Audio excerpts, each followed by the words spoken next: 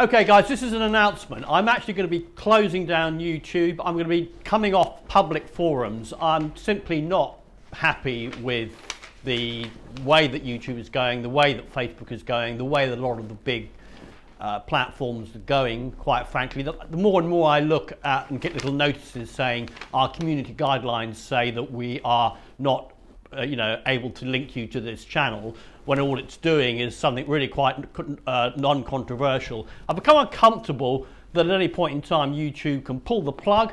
I've become uncomfortable that YouTube, when you think about it, it's like I'm vlogging quite personal information, quite interesting, valuable knowledge, and just the flotsam and jetsam of society who are sitting in their basements in front of their computers, eating their cheese toasties and drinking beers in their underpants or wherever they might be, the trolls and the haters and everything out there. It's just, I mean, the more I think about it, the more I think it's kind of a slightly crazy idea to be broadcasting to that kind of category of people.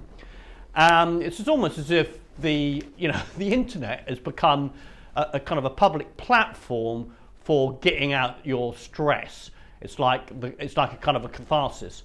Now, I don't have much of a problem on that front. I mean, I actually have a particularly good, clean subscriber base. I get a lot of good comments, I get good emails, I get positive feedback and encouragement.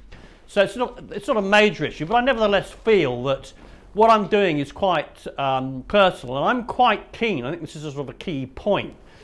I'm quite keen to be able to continue to do video diaries, because I distinguish myself from a lot of the guys out there who are giving probably far better knowledge and dating advice than I am, quite frankly.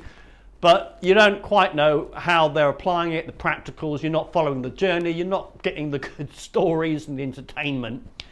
And I think a lot of guys who follow this channel follow it because they're interested to see a guy like them going through a process that they're going through or thinking of going through, or even have gone through and are looking at it and being, watching it with a wry smile and their eyes occasionally rolling into the back of their heads. So I think that's kind of an important, unique kind of feature of this channel, keeping it real. And I just feel uncomfortable. Often when I'm doing a vlog, I feel slightly kind of constrained in terms of what I can talk about. That big world out there, YouTube can decide to remove your channel overnight if they don't like your content in these coronavirus times. There are plenty of people who are just taking and not really giving, and they're just using it, as I say, as in order to dump their emotions, self-hatred issues, whatever it is, frustrations, anger, bitterness on us all. So I'm going to be, in short, I'm going to be coming off public forums, and I'm going to be going behind a website or a landing page or something. It's still kind of quite conceptual. Meeting with a marketing executive in 20 minutes, actually, in order to look at the design of it all. But you will be required basically to subscribe, to give your email address, to actually know who you are, and I've got a database of names. Now, it's not some step up to increasing volume of business. This has always been for me a lifestyle type of side hustle that I've enjoyed, and I'm interested in furthering my writing career as a sort of a side thing. But it's always been not for profit. I lose money on doing this, time and money, but I enjoy it. I'm inspired by it. I want to share it. I've been on a remarkable journey, rite of passage with this stuff. And I know there's just hundreds of thousands, if not millions of guys out there. If only they had the knowledge about this, they could transform this area of their lives. So I'm kind of keen to maintain that. I'll leave a few videos up on YouTube in order to just have a bit of a presence there so people can find me. So what am I going to do? Well, I'm going to, as I say, you're going to have to give me your email address to kind of access. What I'm thinking of is kind of a little bit of a kind of a club, like a London Soho House or Groucho Club in Soho in London, something that you really do need membership in order to you really do need to be a member. Perhaps you need to be put forward, invited, and so it'll be a little bit more underground, I guess, a little bit more secret society, a little bit more, as I say, gentlemen's association of dudes who are interested in not just daytime approach, or that will continue to be important, and not just dating and the dating journey, the dating adventures, but also, and this dovetails with what I've been doing quite successfully in the last few months, is moving into more of a social events, parties, going out in the evening, arranging and organising things, which has been inspired by the need for people to meet during the course of lockdown. And I've been doing a lot of that over the past few months. And that for me is, learning skills of, etiquette, old-fashioned skills of cocktail party skills for the 21st century. Perhaps that will be the title. Just how to network, how to mingle, how to engage in, conversation, deal with how to ice break, how to keep a party going without how to keep going in a party yourself without losing energy and without, just using drink to get through it. And of course, set against the context of men and women and romance as well, of course, but it'll be far more presented in a far more low-key way. So I'm quite excited by all of this, because one of the problems that I've had is I really don't get any financial benefit out of this. I'm a lawyer, that's my career, and I can do this as to take it very professionally and take it seriously, but as a side hustle. I think that then leaves me to enjoy it. And one of the problems that I've had is trying to kind of, drive sales or drive subscribers or looking at hits on the channel, how many books I've sold.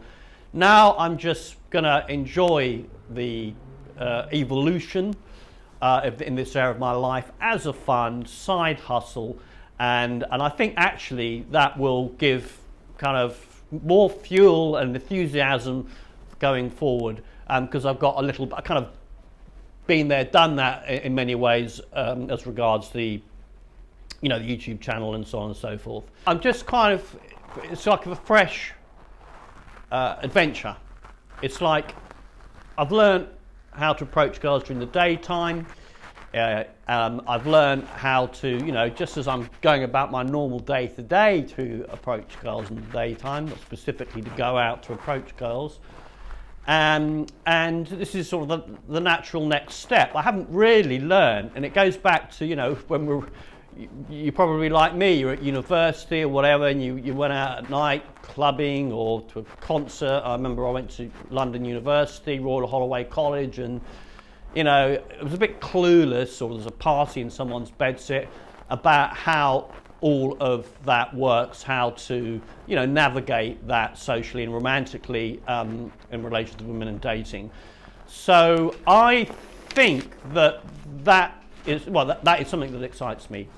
I've been having some good success with parties that I've been organising and little events I've been organising, salsa dancing events I've been organising.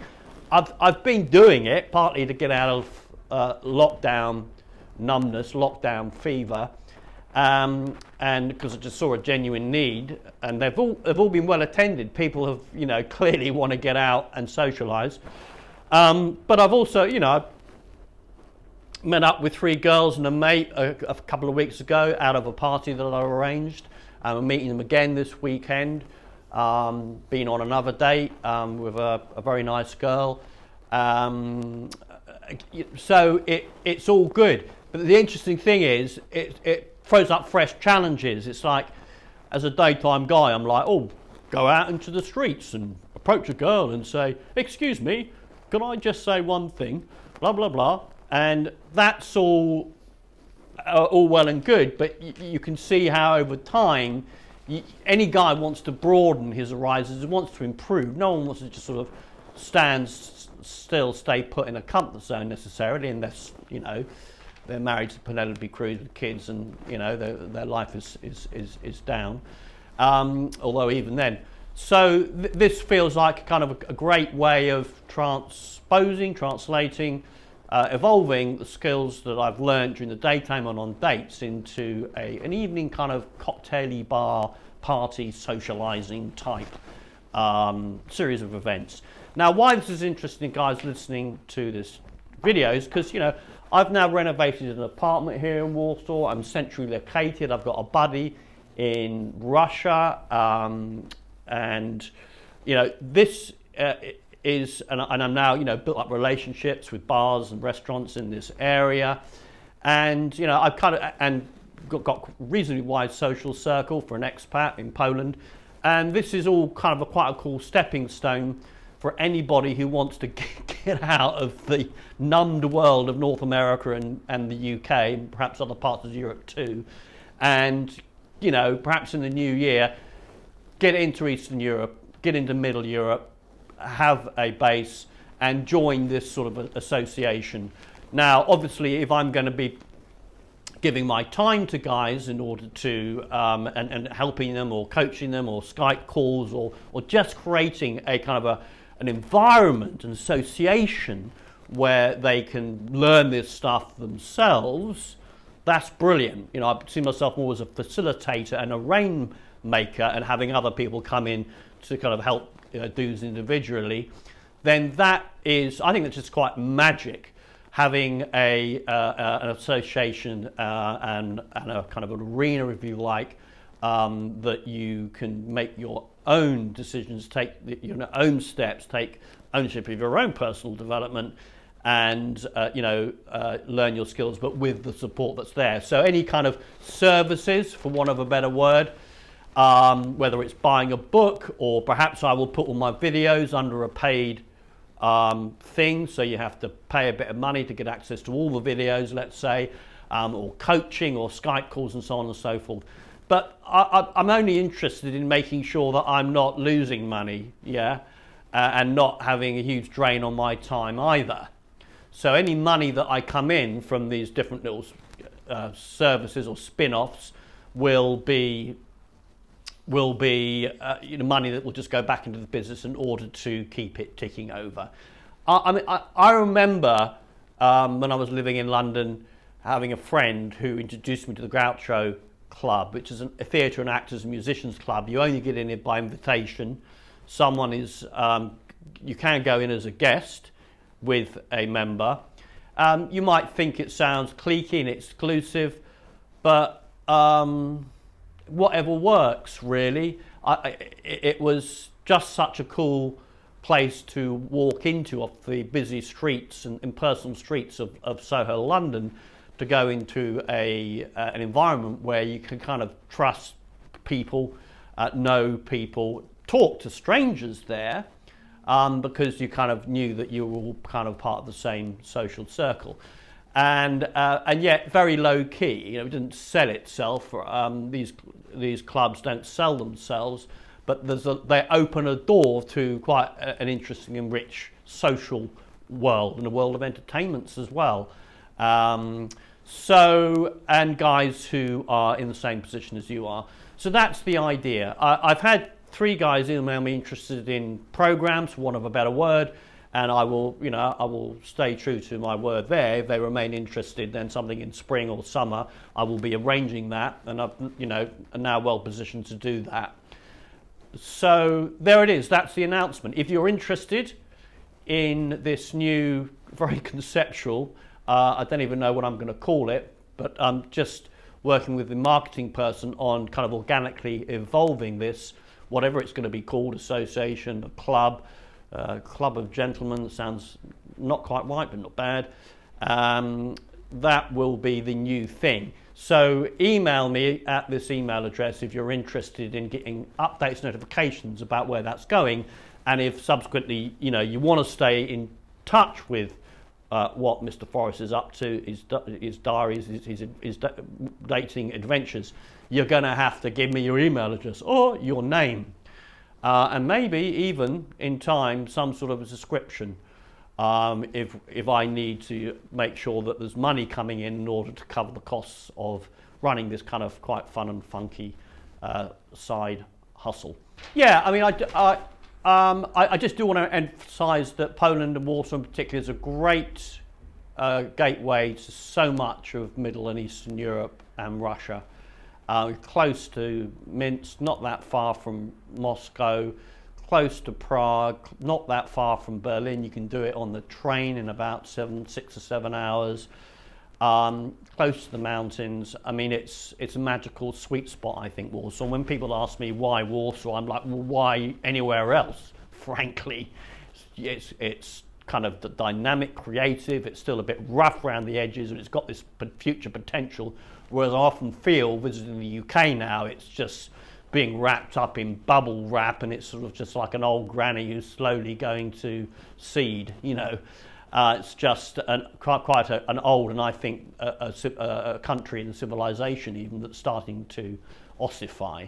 Whereas I still feel there's a bit of spirit here in Middle Europe. So buy my books, you bastards. I have now finally published part 2 of 52 First Dates, and I'm also working on an audio version. I've got a really good narrator who's kind of bringing the whole book to life for an audio version too. So stay tuned, look out for that. That's all for now, guys. Speak to you soon. Bye.